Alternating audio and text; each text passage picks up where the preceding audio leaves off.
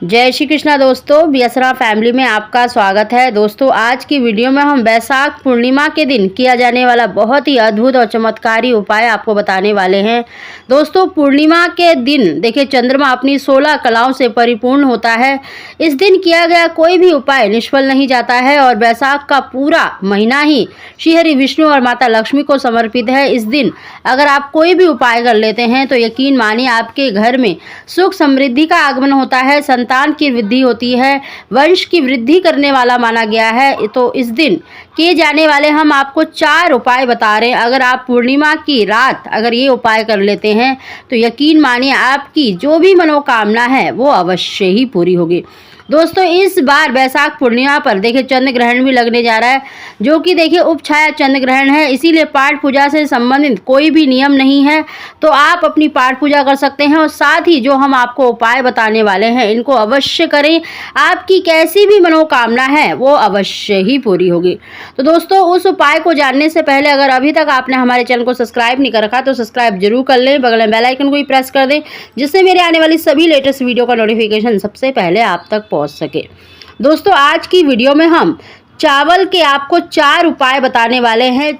चावल भगवान शंकर को अति प्रिय माना गया है और माता लक्ष्मी को भी चावल बहुत ही प्रिय है। तो आप चावल के ये 4 उपाय अवश्य ही करें, आपकी जैसी भी मनोकामना है वो अति शीघ्र पूरी होगी।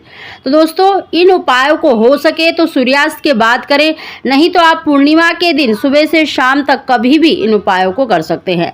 सबसे पहला उपाय है दोस्तों, आपको एक लोटे में जल लेना है। आप मतलब पीतल का, तांबे का या फिर स्टील का लोटा ले लें। उसमें अपने घर का 1 लोटा जल लेना है और आपको लेना है 1 चावल का दाना, 1 अक्षत का दाना लेना है। अक्षत का दाना बिल्कुल भी टूटा फूटा नहीं होना चाहिए, बिल्कुल साबुत लेना है।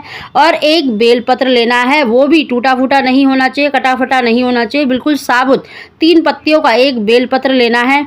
इन तीनों वस्तु को लेकर आप भगवान शंकर के मंदिर में जाएं और वहां पर आप सबसे पहले आपको 1 चावल का दाना शिवलिंग पर चंद्रमौली महादेव का ध्यान करते हुए या चंद्रमौली महादेव का नाम लेकर आपको वो 1 चावल का दाना शिवलिंग पर चढ़ा देना है और उसके ऊपर जो बेलपत्र है वो चढ़ा देना है। बेलपत्र का जो चिकना साइड होता है वो आपको शिवलिंग पर चढ़ा देना है और 1 लोटा जल आपको ओम श्री शिवाय नमस्तुभ्यम या चंद्रमौली महादेव का नाम लेते हुए आपको वो जल शिवलिंग पर चढ़ा देना है। और शिवलिंग पर जल चढ़ाते समय आप जब शिवलिंग पर जल चढ़ाते हो, शिवलिंग पर अपने हाथ से जल रोककर थोड़ी सी जो उसकी बूंदें हैं आपको अपनी आँखों पर और अपने शरीर पर उसको छिड़क लेना है। जो भी आपकी मनोकामना है वो बोलते हुए आपको वो शिवलिंग पर जल चढ़ाना है। आपको इस बात का ध्यान रखना है कि जो जलधारी है वहाँ का जल नहीं लेना है। आपको शिवलिंग पर हाथ रखकर थोड़ा सा जल रोककर उसकी कुछ बूंदें ही अपने आँखों पर और अपने शरीर पर छिड़क लेना है। जो भी आपकी मनोकामना है देखना बहुत ही शीघ्र पूरी होगी। दोस्तों इस उपाय को आपको अवश्य करना है। अगर आपकी किसी भी प्रकार की मनोकामना है जो पूरी नहीं हो पा रही है तो मनोकामना पूर्ति के लिए आप इस उपाय को जरूर करें। दूसरा उपाय है दोस्तों, आपको देखिए 1 लोटा जल लेना है और उस जल के अंदर आपको 1 चावल का दाना यानी 1 अक्षत का दाना लेना है। बिल्कुल साबुत टूटा फूटा नहीं होना चाहिए और उसमें डालते समय आपको ये बोलना है ईदम अक्षतम ओम नमः शिवाय। ईदम अक्षतम ओम नमः शिवाय बोलकर आपको मतलब उस जल में उस 1 अक्षत के दाने को डाल देना है और उस लोटे को अपने दोनों हाथों में रखकर पूरे घर में घूमना है। शुक्रेश्वर महादेव का नाम लेकर या फिर चंद्रमौली महादेव का नाम लेते हुए आपको पूरे घर में उस जल को मतलब उस लोटे को घुमा लेना है।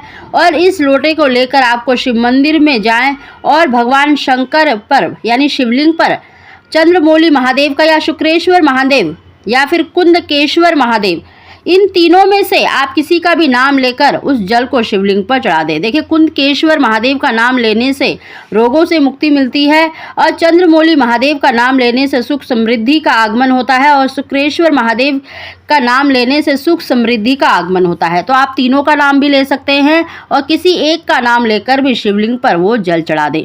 दोस्तों ये छोटा सा उपाय करने से आपके घर में सुख समृद्धि का आगमन होता है। कैसी भी परेशानी है घर के अंदर वो अवश्य ही दूर होती है। तो दोस्तों इस उपाय को आप अवश्य करें।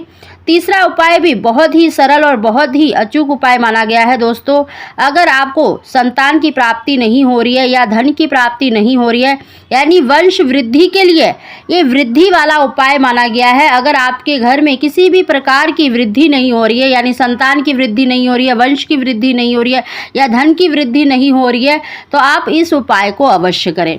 इस उपाय को करने के लिए आपको केवल एक अक्षत का दाना लेना है और आपको लंबी बाती का मतलब दीपक लेना है।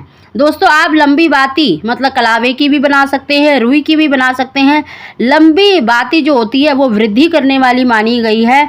तो आप किसी भी प्रकार की वृद्धि के लिए, यानी घर में सुख समृद्धि की कमी हो रही है या संतान की वृद्धि नहीं हो पा रही है या वंश वृद्धि नहीं हो रही है या धन की वृद्धि नहीं हो रही है, तो आप इस उपाय को अवश्य करें। दोस्तों, आपको एक लंबी बाती का दीपक तैयार कर लेना है। इस उपाय को हो सके तो आपको देखिए मतलब रात्रि के समय करना है, सूर्यास्त के बाद करना है, क्योंकि इस दिन चंद्रमा अपनी 16 कलाओं से परिपूर्ण माना गया है, शीतलता प्रदान करने वाला माना गया है, सुख समृद्धि प्रदान करने वाला माना गया है। तो आपको रात्रि के समय करना है। आपको इन दोनों वस्तु को लेकर देखिए, बेलपत्र का जो वृक्ष होता है, अगर आपके घर में है, आपने अपने गमले में लगा रखा है बेलपत्र का वृक्ष, तो आप अपने घर में कर सकते हैं। नहीं तो जहाँ पर भी आपको पता है कि बेलपत्र का वृक्ष है, वहाँ पर जाना है। वहाँ पर एक जो चावल का दाना है उसको आपको ईदम अक्षतम ओम महालक्ष्मी नमः, अगर आपको धन की कमी हो रही है तो ईदम अक्षतम ओम महालक्ष्मी नमः का जाप करते हुए वो एक दाना चावल का बेलपत्र के नीचे चढ़ा देना है और उसके ऊपर आपको दीपक प्रज्वलित करना है। अगर आपको देखिए संतान की प्राप्ति नहीं हो रही है, वंश की वृद्धि नहीं हो रही है, तो ईदम अक्षतम ओम नमः शिवाय, ईदम अक्षतम ओम नमः शिवाय का जाप करते हुए आपको वो चावल का दाना बेलपत्र वृक्ष के नीचे चढ़ा देना है और उसके ऊपर ये दीपक लगाकर आ जाना है और अपनी जो भी प्रार्थना है बेलपत्र वृक्ष के नीचे अवश्य बोले। देखना आपकी जो भी इच्छा है वो अवश्य ही पूरी होगी। आखिरी उपाय है दोस्तों, इस उपाय में आपको देखिए 31 दाने चावल के लेने हैं। चावल के दाने बिना टूटे फूटे बिल्कुल साबुत होने चाहिए और आपको लेना है एक बेलपत्र और एक स्टील के पात्र में आपको थोड़ा सा कच्चा दूध लेना है और दूसरे स्टील के लोटे में या फिर तांबे के लोटे में आपको शुद्ध जल लेना है। इन तीनों वस्तु को लेकर मतलब इन सभी वस्तु को लेकर आपको शिव मंदिर में जाना है और सबसे पहले देखिए आपको जो अक्षत लिए हैं, ईदम अक्षतम ओम नमः शिवाय, ईदम अक्षतम ओम नमः शिवाय का 31 बार जाप करके शिवलिंग पर चढ़ा देना है और बेलपत्र आपको उन अक्षत के ऊपर चढ़ा देना है। चंद्रमौली महादेव का नाम लेते हुए वो बेलपत्र आपको अक्षत के ऊपर चढ़ा देना है और उसके ऊपर आप जो दूध ले गए हैं, चंद्रमौली महादेव का नाम लेते हुए आपको वो दूध शिवलिंग पर चढ़ा देना है और जलधारी से थोड़ा सा दूध किसी पात्र में एकत्रित कर लेना है और उसके बाद आप एक लोटा जल चंद्रमौली महादेव का नाम लेते हुए उस जल को समर्पित कर दें और उस जल को भी आप उसी पात्र में थोड़ा सा एकत्रित कर लें और उस जल को आपको अपने घर के सभी दीवारों पर, वॉशरूम की दीवार को छोड़कर बाकी सभी दीवारों पर उसे छिड़क देना है। देखना घर में सुख समृद्धि का आगमन होगा, आपकी कैसी भी परेशानी है वो दूर होगी और आपकी इच्छा अति शीघ्र पूरी होगी। दोस्तों, अगर आप पूर्णिमा के दिन, खासकर बैसाख पूर्णिमा के दिन इन चारों उपायों को कर लेते हैं, नहीं तो कोई एक उपाय भी आप अपनी मनोकामना पूर्ति के लिए कर सकते हैं।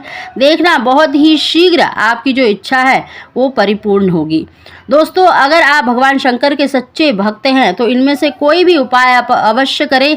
देखना भगवान शंकर की कृपा आपके ऊपर अवश्य ही होगी, आपकी इच्छा अवश्य ही पूरी होगी। तो दोस्तों, वीडियो पसंद आई हो तो प्लीज़ इसको लाइक शेयर जरूर करें। आप सभी को जय श्री कृष्णा।